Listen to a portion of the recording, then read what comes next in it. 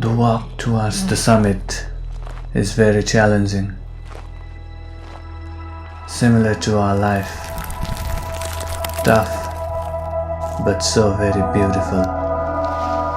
There is nothing that can beat the summit feeling, the feeling of success.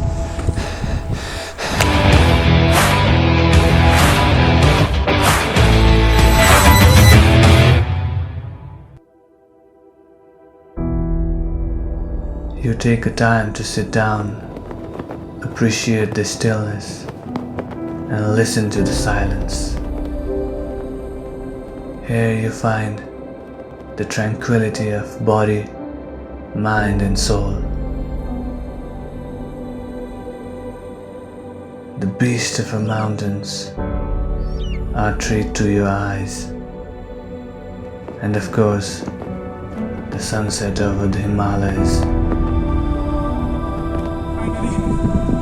We made it to the top of Kyanjin before the sunset. Yes, high five! Just before the sunset. High five! High five, bro! We made it! And we made it. Yes, we made it, and we're glad we did.